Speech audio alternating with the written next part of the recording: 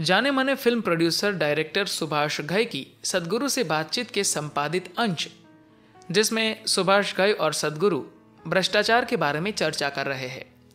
सुभाष घई पूछते हैं, सद्गुरु, मुझे लगता है कि हमें भ्रष्टाचार को लेकर दूसरों पर आरोप लगाने से पहले खुद अपने भीतर सुधार करना चाहिए। आप इस बारे में क्या कहेंगे? सद्गुरु ने कहा, बिल्कुल सही कह रहे हैं आप, लेकिन अभी जो हाल है, मान लीजिए मैं भ्रष्टाचार से मुक्त हूं, पर हम एक ऐसे समाज में रह रहे हैं जहां हर जगह भ्रष्टाचार है। इसकी वजह से यहां आप तब तक काम नहीं कर सकते जब तक आप कहीं ना कहीं किसी ना किसी तरह से दूसरे को फायदा नहीं पहुंचाते। सुभाष घई ने कहा, लेकिन उस भीड़ में शामिल होने के लिए हमें क्यों हथियार डाल देना चाहिए? सद्गुरु कहते हैं, अगर आप ऐसा नहीं करते तो आपको एक आंदोलनकारी बनना होगा। आपको बस भ्रष्टाचार से लड़ने का ही काम करना होगा। सुभाष घई ने कहा, अगर मैं इसके लिए दृढ़ निश्चय कर लूं तो? सद्गुरु ने कहा, तो आप दुनिया में ज्यादा कुछ नहीं कर पाएंगे, यह सच्चाई है। कुछ समय पहले की बात है, मैं चेन्नई में कुछ प्रतिष्ठित कारोबारियों से बात कर रहा था। वे सब भ्रष्टाचार की बातें कर रहे थे। मैंने कहा, यह सब तो ठीक है, मैं भी एक साफ सुथरा समाज चाहता हूं, लेकिन आप में से कितने लोग अपने दिल पर हाथ रखकर यह कह सकते हैं कि आपने जीवन में कभी भ्रष्टाचार के आगे घुटने नहीं टेके? यह सुनकर हर आदमी शांत होकर बैठ गया। मैंने कहा, आपको शर्मिंदा होने की जरूरत नहीं है। मैं एक आध्यात्मिक संगठन चलाता हूं, फिर भी मुझे इसके आगे झुकना पड़ा। हालांकि मैं उन्हें पैसे नहीं देता। मैं बताता हूं कि यह सब कैसे शुरू हुआ।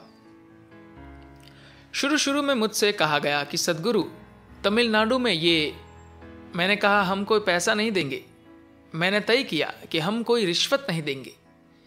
लेकिन फिर हमारे ईशा के लड़कों को एक छोटे से छोटा काम कराने के लिए भी इस कोने से उस कोने तक दौड़ना पड़ता। वह हमसे कहते, सद्गुरु, अगर हम उसे सिर्फ 100 का नोट पकड़ा दे तो काम हो जाएगा। मैंने कहा, नहीं, अगर पैसे नहीं दिए तो क्या होगा? एक दिन के काम में महीने लग जाएंगे। अब हर दिन वे दौड़ रहे हैं। एक बार मैं अपना कार्यक्रम खत्म करके देर रात वापस लौट रहा था। गाड़ी में ही चला रहा था। जंगल के चेक पोस्ट पर जो आदमी था वह गेट बंद करके कहीं चला गया था। मैंने अपनी गाड़ी वहीं खड़ी कर दी। यह इलाका हाथियों का इलाका है। कभी भी किसी समय यहां सड़कों पर हाथी आ सकते हैं, और वो भी जंगली। मैं गाड़ी पार्क कर वहीं इंतजार कर रहा था, और हमारे लड़के वन अधिकारी से लेकर क्षेत्रीय वन अधिकारी तक सब जगह दौड़ लगा रहे थे, संपर्क कर रहे थे, और गेट का वो आदमी उठने को तैयार नहीं था। रात के 2 बज गए, सुबह के 3 बजने को आए।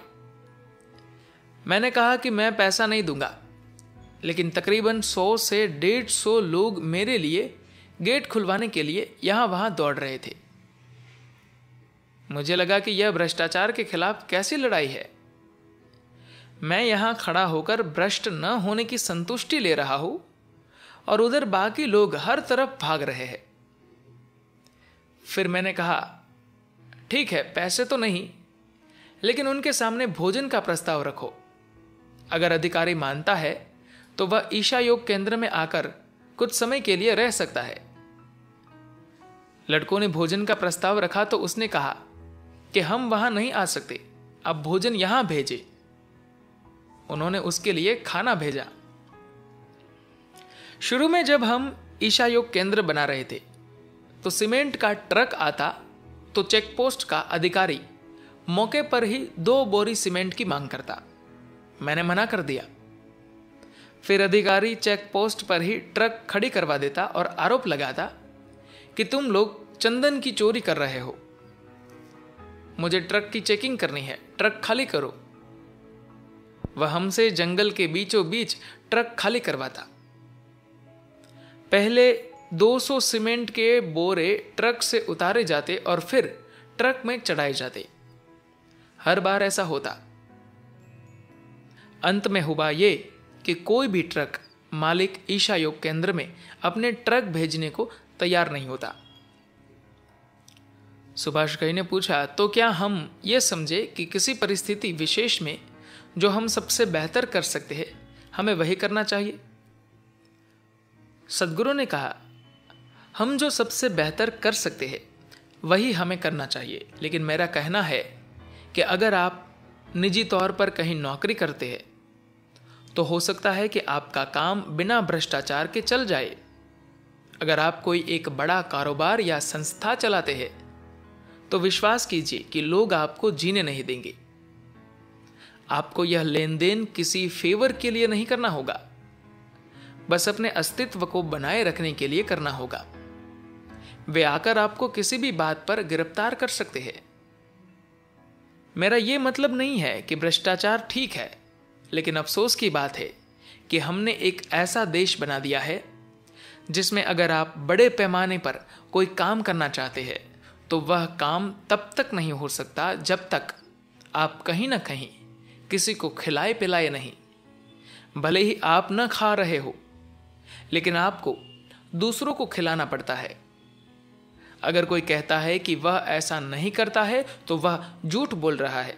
मुझे बस इतना ही कहना है। धन्यवाद।